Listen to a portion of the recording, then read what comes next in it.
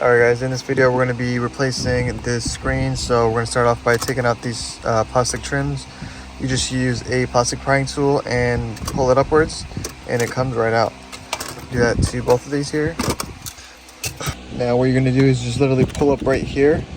You're going to grab from right here and just pull up, and this whole thing should just kind of come out just like that. So in order to take this out, you got to first remove your gear shifter. So I'm going to unscrew it just like this, and then it should just pop right out. Alright guys, after you take out the gear shifter, make sure you unplug this wire right here, just like that. And it looks like there's one more here on this side. Unplug it, and this whole part comes out. So we're gonna wrap this forged carbon fiber, and we'll probably cover this with like something. So I also want to wrap this, so I'm gonna take out these two screws here, and then take this out, and that'll allow me to get to the other screws that are holding this in actually. Alright guys, so this piece just comes right out. After you take out the two screws, it comes right out. Then you just unplug this little connector right there, and that's it. It comes right out. Now you should be able to see these 10 millimeters, I believe. 1, 2. Okay, so what I did is I stuck this under here, from right here in this line, and kind of just pulled outwards. I think now I can just pull it out. And so after you pull out this vent, it's kind of hard to get it out. You really have to fidget it around to get it out. You'll see two other 10 millimeters, one here, one there. So take those out, and this whole thing should come out all together. Okay, so here it is. After you take those two screws out on the top, it should just pull right out.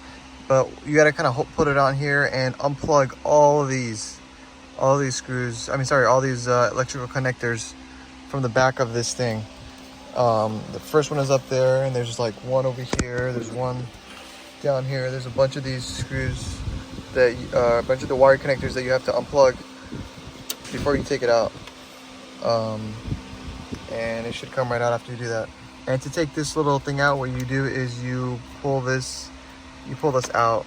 You pull this little pin outwards like that, and then it'll slide right out. These ones, you just pull them right out, and they come right out. They're kind of hiding on the bottom left corner of the whole navigation system. But yeah, that's what it is. I'm gonna go get the new one and see what it looks like. Alright guys, as you can see, it is a huge mess. I'm just gonna follow another YouTube video and see how they did it, and I'm gonna try to explain it a little bit better. But yeah guys, looks scary. Alright guys, so here's what I did so far. I took out these screws. There's 8 millimeter, 8 millimeter, 8 millimeter, and I think it was like just 3 on each side, just from the top portion. I left the bottom portion in because we're gonna need this. And after you take out the top portion, you shouldn't have connected all these wires like I did, but I'm just gonna leave it in here since I already did it. Now you're gonna take the new screen and just put it in there. There are some clips at the front here that line up right here, so make sure you push it in that way. And yeah, oh actually I forgot to tell you, before you put all these wires in, you're gonna put these metal brackets in with the 3 screws they gave you. They gave you about like 10 screws. So you put them in right here like this. This is the top of the screen. This direction is the top of the screen. This is the bottom. You can only put it one way. You can't go wrong. And then we're just gonna slide it into here. Okay, guys, so all I did was I just pushed you have to make sure that when you push this in, the metal brackets are on the inside, and then the holes line up. I think so. Or actually, I don't know how are we supposed to, oh, I guess we can use the same screws, the OEM screws, and put them in here. I think there's 1, 2, 3 on each side. 1, 2, 3, and then secure it back in there, and then we can start plugging stuff in. Okay guys, so I'm gonna show you what I did so far. It's the radio is outside of the car, so there's still a bunch of stuff you have to connect before you put the radio in the car. So right here we have the white and the red coming out of the bottom here. You're gonna plug that into aux left in, and then aux right in, and then yeah, just make sure everything's plugged in. All these should be taken up. That should be plugged in. The only thing that should not be plugged in is this right here. And also, you don't want to forget the OBD goes into this little wire coming out of here. So make sure you plug that in. It's really small. It's kind of hard to see. And then I think everything else we connect while we're inside the car. Yeah, that's it. And I did mount the GPS. I did mount the GPS right here. Hopefully that works. And yeah, I guess we're gonna go inside the car and see what else we have to connect. It also comes with a manual to show you what to plug in where. But it also came with a camera, but I'm just gonna use the original camera. I'm not gonna use the one that came with.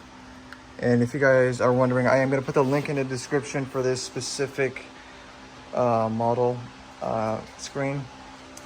And yeah, guys, let's go ahead and put it in. I think they took this out in the video, but I'm gonna leave it in there just because it should not interfere with anything.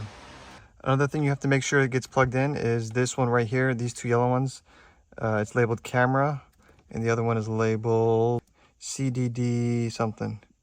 It says CDD Avon. CCD Avon, okay? These two are, because if you don't plug these in, the camera won't work. The original camera. So I left my original camera in. I'm not going to use the other one that they sent me. This is the one they sent me. Where is it? Yeah, I'm just not going to use it. It's this one right here. So basically, they give you two USBs that go in from up here. The first USB, I just took it and it ran the wire all the way down here, and it comes out right here, okay?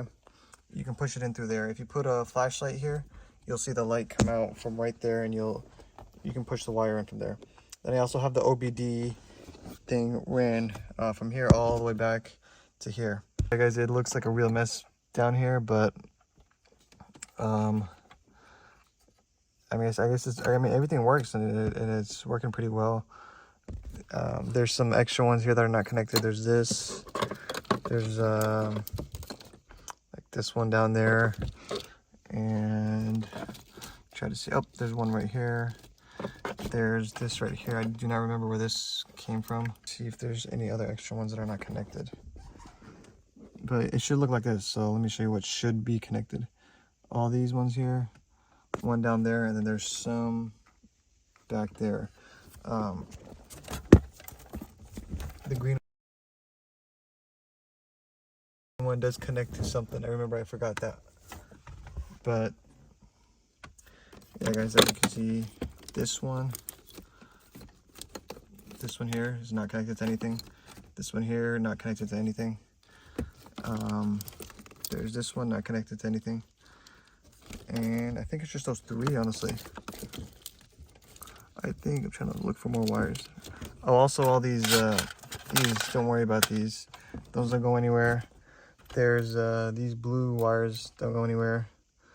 A couple other ones don't go anywhere, but as you can see, the GPS is right here. It comes with a little sticker, so you don't have to worry about that. This doesn't go anywhere. So if those aren't plugged in, well, before you put all this back, I would say to turn the car on, make sure everything's working, and then put it back, and make sure you do not damage any of the wires, because there's a lot of sharp metal here. So make sure you route all the wires properly so that it doesn't get cut when you put everything back. It's one of my favorite things about the new Apple CarPlay Android screen system is that it is way bigger than this one. So you see how this one is just from here to here. The Android, the CarPlay one, it's as big as this whole thing. And so you have a bigger screen, it's easier to see. All right, guys, real quick, I'm going to do a quick review of how the navigation system has been performing. I've had it installed for about 3 months, and I've driven about, let's say, 2,000 miles. Here it is connected to my phone. As you can see, it works really, really well. Super happy with how it turned out. Very responsive to the touch. Everything works perfectly fine except for a couple things, so I'm going to point out here. And again, the good things outweigh the bad things, but I'll point these things out. So obviously these dials work. As you can see, it just automatically switched to the climate thing when I did that. Now let's say I want to make the AC a little bit higher. I click, and it works, right? And it comes to this screen. But when you connect it to the Apple CarPlay, sometimes when you click the AC, it doesn't show the screen, and it doesn't really work sometimes, these buttons over here. But most of the time it does work. And yeah, I'm super happy with how it turns out. Again, the good outweighs the bad. This screen is way bigger than the old one. As you can see, the old one was way smaller. And it's really responsive to your touch. You could change the background screen to like different, to whatever you want. You can upload files. You can play videos on here. I don't know how you do it, I forgot. But if you go here, you even have Google Chrome, you got Spotify. Now I tried to connect it to my internet, but it wouldn't work because I think their network card they have in here is too weak. This app is for Apple CarPlay and Android Auto. Then you have settings, you got all kinds of stuff over here. The music works very well. You got Spotify, you can download files to here and you could play files. It's basically a Android operating system. And I mean, you could do photos. I'm pretty sure you can change the background to whatever you want.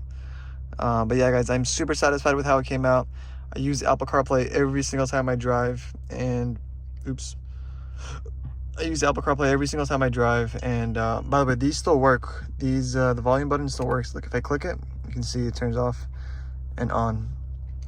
And yeah, guys, the Bluetooth works very well over here. I have also picked up phone calls, and I don't know where the microphone is. It looks like it's right there, but the person that I was talking to was able to hear me, so it's safe to say that it has a built-in microphone somewhere. You don't have to really mess with it. But one thing I will point out is that it's not 100% flush, as you can see with this thing. It kind of overlaps, but I mean, it's not a big deal. It looks all right. Somebody said if you get the 3rd generation or 4th generation AC vents, they fit better here and they look nicer too. So I'm gonna try that out one day.